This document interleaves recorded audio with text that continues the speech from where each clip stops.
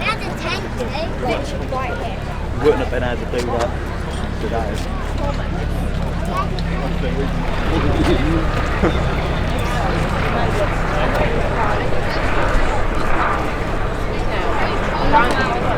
No, but there is a trampoline.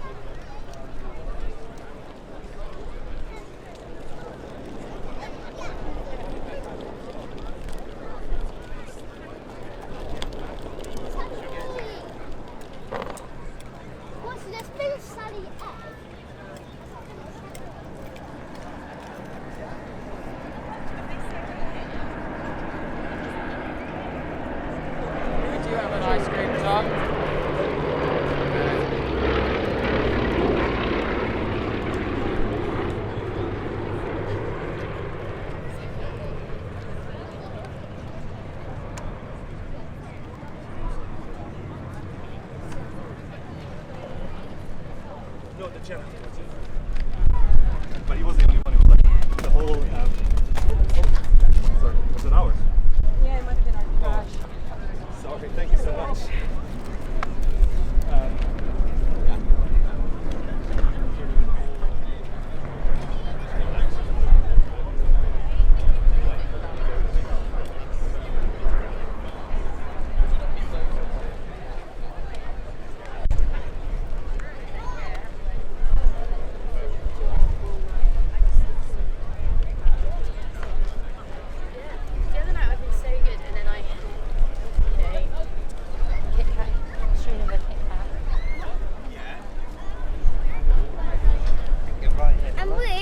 Yeah.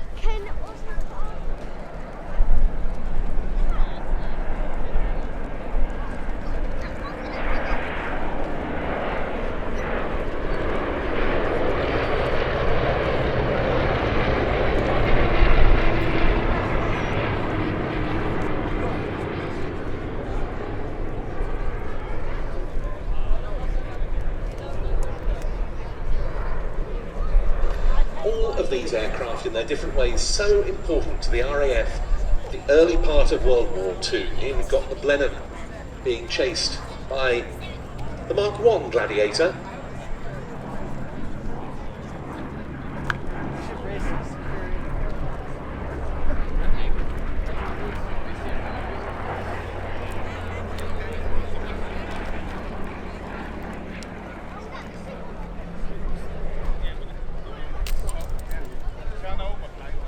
There were in fact more Blenheims in RAF service, nearly 1,100 of them, when war broke out against Germany on the 3rd of September 1939 than any other single aircraft type. And that of course was across various roles, because although it had originally been conceived in its military form for the RAF as a light bomber,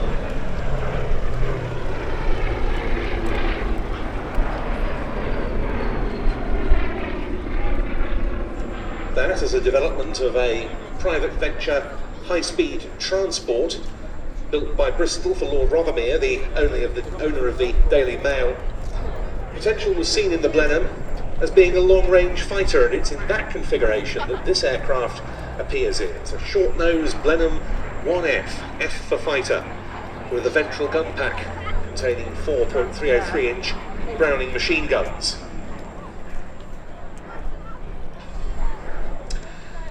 was, of course, famously Blenheim's that took part in some of the RAF's earliest actions of World War II. It was a Blenheim of number 139 Squadron from Witten, not far from here, close to Huntingdon, which was the first aircraft to overfly Germany following the start of the war.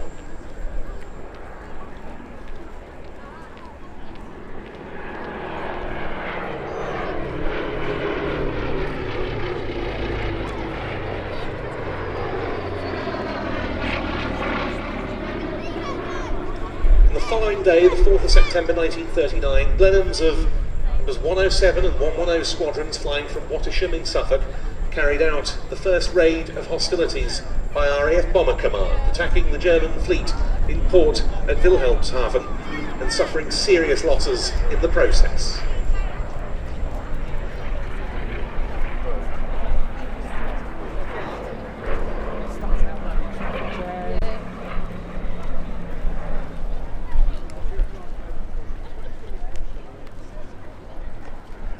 All theatres in which these aircraft operated, their crews fought on heroically, both by day and, when the type started being used in the night fighter role, by night. Blenheim 1Fs like this were briefly based here at Duxford in the early part of World War II with number 222 Squadron, which was reformed here in October 1939 and flew patrols to protect Channel shipping. It converted to Spitfires in the spring of 1940.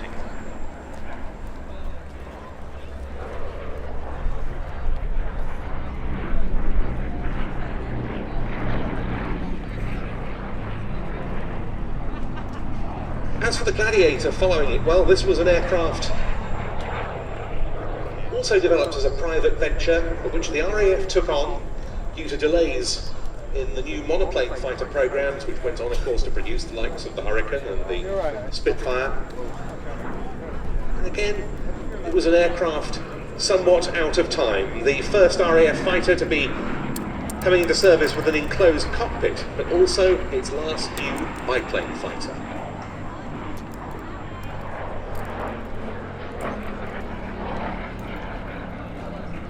As the Lysanders prepare to run in, the B-17 is going to be getting airborne underneath.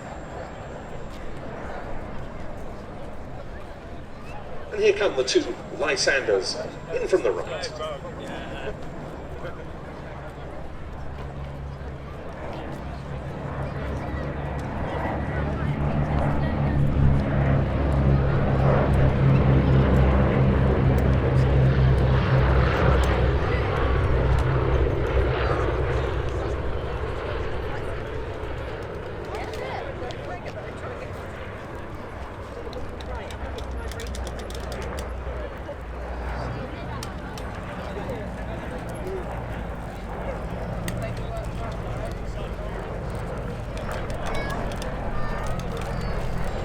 The Gladiator, most famous perhaps in the public consciousness for its efforts in Malta with the Royal Navy's Halfar fighter flight of Sea Gladiators.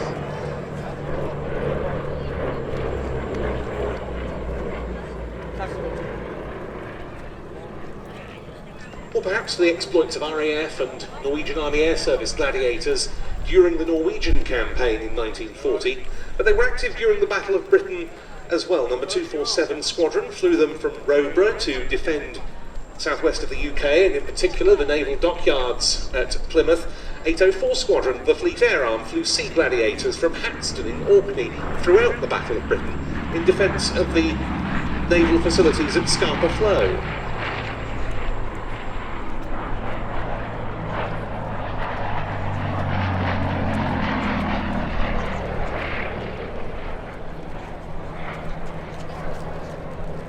And they were flown by unofficial station defence flights at various RAF airfields around the country.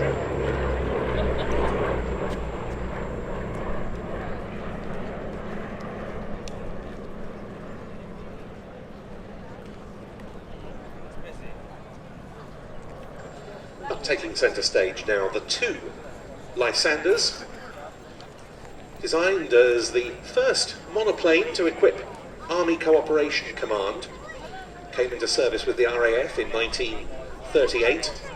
Deployed in quite significant numbers to France to perform artillery spotting and reconnaissance duties. But when they came up against the enemy in 1940, once again, losses were great. We're like, oh wait, so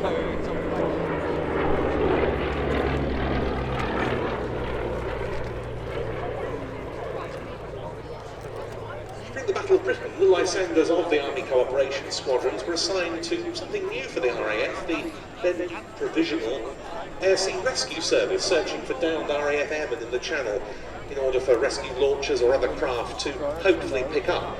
It didn't prove especially successful.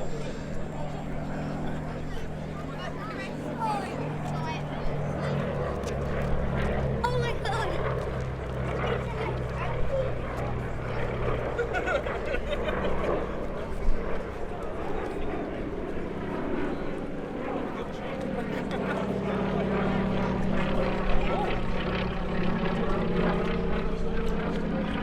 But also during 1940, Lysanders were carrying out many, frankly rather boring for their crews, patrols of the potential invasion areas along the south coast of England. One of the pilots who was involved in those flights was one future wing commander, Ken Wallace, well known for his autogyro exploits later in life. He was on number 268 Squadron on Lysanders, stationed at Westland.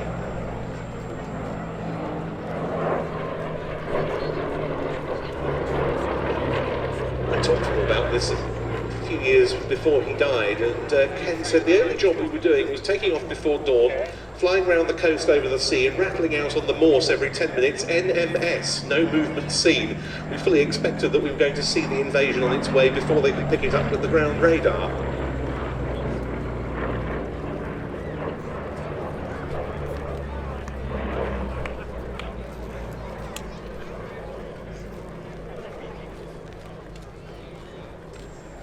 It was a little later in the war that the Lysander saw its most famous employment, which was, of course, with numbers 138 and 161 Squadrons RAF, based at Newmarket and Tempsford, completing more than 400 operations from August 1941 to the end of 1944 in support of the Special Operations Executive, the SOE.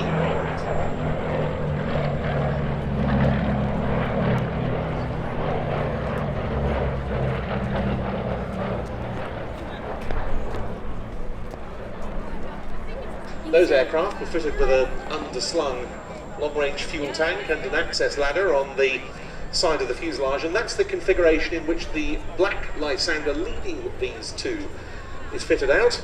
The one from the Shuttleworth collection, the one behind it is from the Aircraft Restoration Company, and it's the only airworthy British-built Lysander.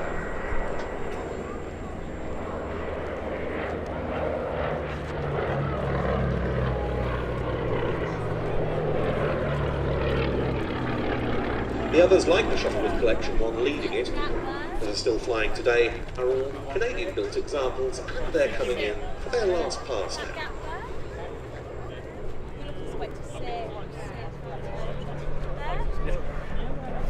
They've spotted.